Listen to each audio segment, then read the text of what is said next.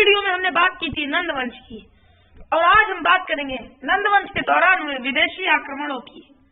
विदेशी आक्रमण, आखिर नंदवंश के दौरान कौन कौन से विदेशी आक्रमण हुए, किसने किए, क्यों किए, कैसे हुए, कब हुए, ये सारी जानकारी आपको इसी वीडियो में दी जाएगी। तो हम जिस विदेशी आक्रमण की बात करने जा रहे हैं उसमें सबसे पहला विदेशी आक्रमण आता है हखमनी वंश। हखमनी वंश का विदेशी आक्रमण। हखमनी वंश ईरान में स्थित था। हखमनी साम्राज्य ईरान में स्थित था। इसकी स्थापना साइरस द्वितीय नामक एक महत्वाकांक्षी व्यक्ति ने की थी 558 ईसा पूर्व से 529 ईसा पूर्व। साइरस ने जेड्रोसिया आप लोग सोच रहे होंगे कि व्हाट इज जेड्रोसिया, जेड्रोसिया क्या है। मैं आपको इसी वीडियो में दिखा देता हूँ। सबसे पहले जेड्रोसिया ही दिखाता हूँ। ये आप देख रहे हैं ना, ये जो पॉइंट आपको दिख रहा है यही जेड्रोसिया है। मैं आपको अच्छे से पेन से मार्क करके दिखाता हूँ। तो मैं आपको इसी वीडियो में जेड्रोसिया के बारे में अभी बता देता हूँ। जेड्रोसिया मैं आपको अभी समझा देता हूँ। जरा पेन से मैं आपको एक्सप्लेन करके अच्छे से दिखा दूंगा। जेड्रोसिया अभी मैं आपको अच्छे से दिखा दूंगा, कोई समस्या नहीं है। Nothing, no problem guys, no problem.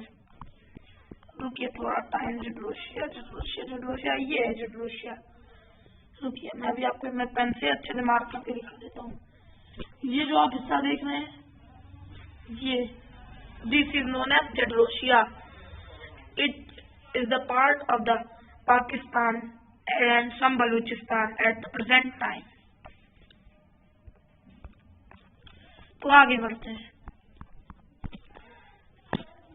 Gedrosia के रेगिस्तान, तो हम जानते हैं वहाँ पे डेजर्ट है, हमारा थार डेजर्ट वहीं तक एक्सटेंड हुआ है, से होकर भारत पर आक्रमण करने का प्रयास किया, पर उसके विनाशकारी अस्कल्टाओं का वो जो की एक प्रजाति थी उनका सामना किया। मेगास्थनीज, अब मेगास्थनीज कौन है आपको बता दूं, चंद्रगुप्त मौर्य। उनके समय सेल्यूकस निकेटर की बेटी कॉर्नेलिया का ध्यान रखने के लिए सेल्यूकस निकेटर ने उनके मगध में अपने एक राजदूत को भेजा था जिसका नाम मेगास्थनीज था। तो वो उसने कई पुस्तकें लिखी हैं। तो उसके अनुसार साइरस ने कभी भारत पर आक्रमण नहीं किया। इस मत से निर्याकत एक अच्छे राइटर है, वो भी सहमत है। टालमी के विवरण से ज्ञात होता है कि साइरस ने काफी शानदार को ध्वस्त किया। एरिथ्रियन सी, और जो एरिथ्रियन सी आप जानते हैं, जो आपने बुक सुनी होगी पेरिप्लस ऑफ द एरिथ्रियन सी, जिसका राइटर का नाम ही नहीं लिखा हुआ है। उस एरिथ्रियन सी का मतलब था हिंद महासागर यानी इंडियन ओशियन। आक्रमण किसने किया था? कुछ लोग हिंदी में उसे दारा प्रथम, अंग्रेजी में उसे डेरियस प्रथम भी बोला जाता है। 522 से 486 ईसा पूर्व। दारा प्रथम के समय से भारत में पारसिक आधिपत्य विषय में ही हमारा ज्ञान अपेक्षाकृत अधिक हो जाता है। पारसियों का उदय दारा प्रथम के समय से ही हुआ, इसका अर्थ है। शातुक का तात्पर्य है सप्त सिंधु, जो आधुनिक पंजाब यानी कि जो भारत में हमें आज पंजाब मिल रहा है उसके पास स्थित रहा होगा। ये कोई एक्चुअल नहीं है, ये एक राइटर है शातुक, उनके अनुसार है। 7 नदियों की भूमि कहा जाता है, अर्थात सप्त आब कहा जाता है। 7 नदियों की भूमि कहा जाता है। अब गदर से तात्पर्य था गांधार का, जो कि एक महाजनपद था जो कि पाकिस्तान में स्थित था। हेरोडोटस ने यह लिखा है, जो कि हम जानते हैं। आप लोग बताइए कमेंट में कि इतिहास के पिता किन्हें कहा जाता है। हेरोडोटस ने लिखा है कि दारा ने 517 ईसा पूर्व में अपने नौसेना अध्यक्ष काइलेक्स की अध्यक्षता में एक जहाजी बेड़ा सिंधु नदी के मार्ग का जहां वह समुद्र में गिरती पता लगाने के लिए भेजा। मतलब जहां सिंधु नदी अरब सागर में गिरती है, दारा प्रथम ने एक जहाजी भेजा कि वो कहाँ गिरती है। दारा प्रथम की मृत्यु के बाद उसका जार्कसीज पारसिक साम्राज्य का शासक बना। पर्सिपोलिस से प्राप्त एक लेख से भारत के तीनों प्रदेश गांधार, तेलुगु और तथा सिंधु का स्पष्ट रूप से उल्लेख हुआ। पारसिक संपर्क के काल स्वरूप भारत में पश्चिम उत्तर प्रदेशों में खरोष्ठी नामक एक नई लिपि का जन्म हुआ। खरोष्ठी लिपि जो की पारसिक लिपि है, जो ईरानी आरमाइक लिपि से उत्पन्न हुई। ईरानी लिपि आरमाइक से उत्पन्न हुई है। मौर्य शासक के दो अभिलेखों मनसेरा और सुधा शब्दांगड़ी में खरेल इसी लिपि का प्रयोग मिलता है। सम्राट के जन्मदिन पर केश मक्षालन की प्रया ईरान से ग्रहण की गई थी। अब हम देखेंगे सिकंदर, जो कि सबसे इम्पोर्टेंट है। सिकंदर का भारतीय अभियान। सिकंदर का भारतीय अभियान। सिकंदर मैसिडोनिया, जो कि आज यूरोप में है, मैसिडोनिया से आया था। सिकंदर मैसिडोनिया से आया था। और भी हम उसके बारे में कई चीजें देखेंगे। सिकंदर हमारा मैसिडोनिया से आया था। फिलिप द्वितीय का पुत्र था। उसकी माता का नाम ओलंपिया था। उसकी माता ने अपने पिता को ठहर दिया था। उसके गुरु अरस्तु ने, एक बहुत ही बात फेमस है कि उसके गुरु अरस्तु ने उससे कहा था कि तुम जाओ और भारत में बहुत विद्वान है, किसी विद्वान को लेके आओ जो कि मेरे जितना विद्वान हो। अरस्तु और उन्होंने अलेक्जेंडर को भारत की ओर बढ़ने को कहा था। और आप लोग कमेंट में इस चीज का भी जवाब दे सकते हैं कि अरस्तु के गुरु का क्या नाम था। What is the name of the teacher of Aristotle. अब हम देखेंगे सिकंदर के बारे में। पिता की मृत्यु। उसके पिता की मृत्यु उसकी माता के देह देने के कारण हुई थी। 20 वर्ष की मृत्यु में वह राजा बन गया। हकमनी साम्राज्य को ध्वस्त करने के बाद उसने हकमनी साम्राज्य को ध्वस्त किया। 326 ईसा पूर्व में बसंत के अंत तक एक विशाल सेना के साथ वह भारतीय विजय के लिए चल पड़ा। हेमचंद्र राय चौधरी ने 28 स्वतंत्र शक्तियों का उल्लेख किया है जिस समय पंजाब तथा सिंध प्रदेशों में विद्यमान थी। 28 स्वतंत्र शक्तियां, जिसमें पंजाब में सबसे, जो हम कह सकते हैं सबसे ब्रेव शासक हमें पोरस मिलते हैं। सबसे ब्रेव शासक हमें पोरस मिलते हैं। और जो गांधार में उस समय 328 में से एक और हम बता सकते हैं, राजा आम्बिक का राजा, जो कि बहुत ही ज्यादा डरपोक थे। सिकंदर के यहाँ घुसते ही राजा आम्बिक भाग गए।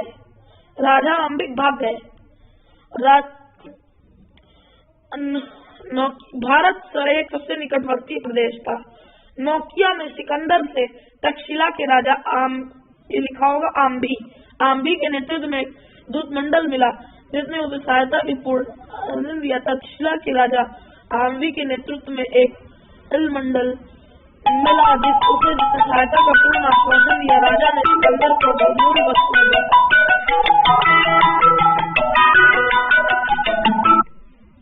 राजा ने सिकंदर को बहुमूल्य वस्तुएं दी।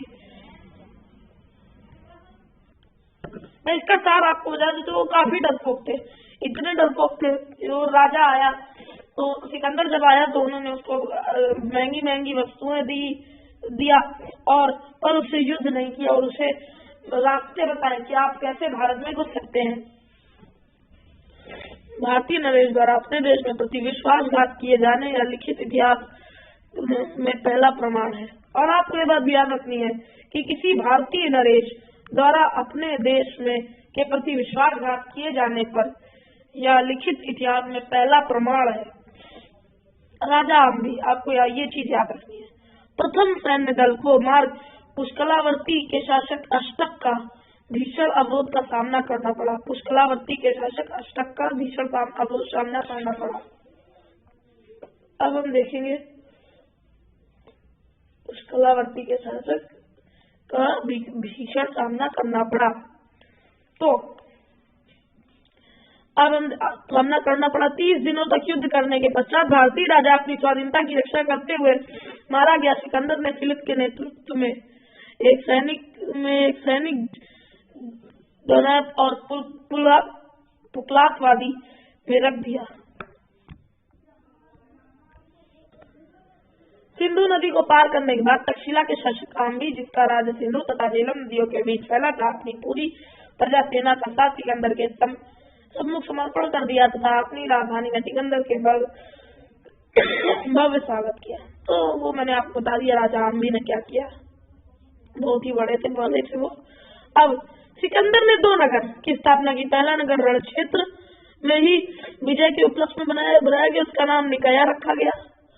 दूसरा नगर झेलम नदी के दूसरे तट पर स्थान पर बताया गया, जहाँ सिकंदर के प्रिय घोड़ा बड़केकला मरा था।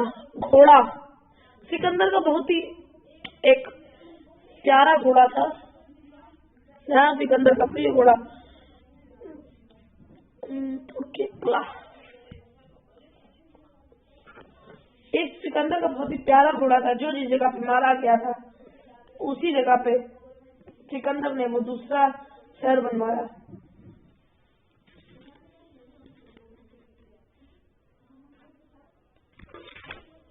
तो अब घोड़े के नाम पर उसी नगर नाम बहुकेसला रखा। बुकेसराल, ये थोड़ा मिस्टेक है, उसका नाम था बुकेसराल। बुकेसराल रखा गया। सिकंदर ने ग्लोपकापन राज्य पर आक्रमण किया। इसके बाद उसने चेनाब नदी के पार किया। एक क्वेश्चन है, चेनाब नदी कहाँ से निकलती है? चेनाब नदी को पार कर कांदारविस राज्य पर कब्जा किया। व्यास नदी सिकंदर के उत्कर्ष का चरम बिंदु था। लौटते वक्त सिकंदर मालवा तथा शुद्रागढ़ों को संकलित प्रतिरोध का सामना करना पड़ा। आक्रमण का प्रभाव। प्लूतार्क लिखता है, यदि सिकंदर का आक्रमण न होता तो बड़े 2 राज्य न बचते। विंसेट सिकंदर के आक्रमण का विंसेट लिखते हैं कि सिकंदर के आक्रमण का प्रभाव बताते हुए लिखते हैं कि भारत अपरिवर्तित रहा। गांधार कला शैली यूनानी कला के प्रभाव से विकसित हुई। भारतीय संस्कृति के ऊपर यूनानी प्रभाव के विषय में अंग्रेजी कवि मैथ्यू आसाल्ट अग्रलिखित पंक्तियों वस्तुतः उल्लेखनीय है। पूर्व भारत विदेशी आक्रमण के सामने धीर गंभीर गणना के साथ नतमस्तक हुआ। सेना के गर्जन के निकल जाने के बाद वह पुनः विचार सागर में निमग्न हो गया। पोरस और सिकंदर के बीच झेलम नदी के तट पर युद्ध हुआ। ये सबसे इम्पोर्टेंट बात है। पंजाब का राजा पोरस और सिकंदर के बीच झेलम नदी के तट पर युद्ध हुआ। और वो सिंध का भी राजा था, बहुत बहादुरी से लड़ा। और लड़ाई झेलम के तट पर 326 ईसा पूर्व में झेलम के तट पर यह युद्ध हुआ था। सिकंदर ने हारने के बाद उससे एक कहानी है, सही पूछा कि किस प्रकार आपके साथ व्यवहार करना चाहिए, तो उसने कहा कि मेरे साथ एक राजा के साथ जैसा व्यवहार होता है वैसा करना चाहिए। रिक्सेना पोरस के हाथ पर राखी बांध देती है। रिक्सेना जो कि ईरान के शासक जो की बेटी और सिकंदर की पत्नी थी, वो सिकंदर के हाथ में राखी बांध देती है और कहती है कि तुम हमारी तरफ से लड़ो। सिकंदर ने बोला कि व्यास नदी को पार करो, भारत में हमला करो, और पर सेना ने मना कर दिया। उसके बाद सिकंदर ने कहा कि तुम व्यास नदी को पार करो, सेना ने मना कर दिया। इसके 2 कारण थे। व्यास नदी में उन दिनों बहुत तेज बाढ़ आई हुई थी और सेना उनकी थक गई थी, क्योंकि बहुत ही बड़े एरिया से वो लड़ाई करते हुए आ रहे थे। इसका शायद ये पीडीएफ में फोटो नहीं, पर मैं अभी आपको दिखा दूंगा अपलोड करके। इसी में बहुत दिनों से युद्ध चल रहा था। अब हम आगे देखते हैं। तो सिकंदर तो लौट गया, और हम कुछ पॉइंट छूटे तो देख लेते हैं। सिंधु नदी के पश्चिमी प्रदेशों को संगठित किया और निकोत्तर को वहां एक छत्रप नियुक्त किया। सिकंदर को कई जनजातियों गैरियन, अस्केनिया, ऑस्ट्रेशियन सबका सामना करना पड़ा और कई साइक्स ने सिकंदर को मार दिया। सिकंदर को किस ट्राइब ने मारा? Iraq, Babylon. बेबीलोन में सिकंदर मर गया है। इराक के बेबीलोन में सिकंदर मर गया। बेबीलोन का कौन सा गार्डन फेमस है?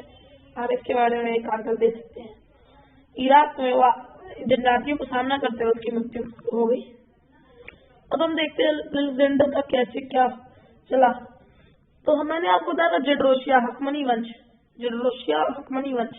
तो हकमनी वंश हम यहाँ पे देखते हैं, जेड्रोसिया हकमनी वंश।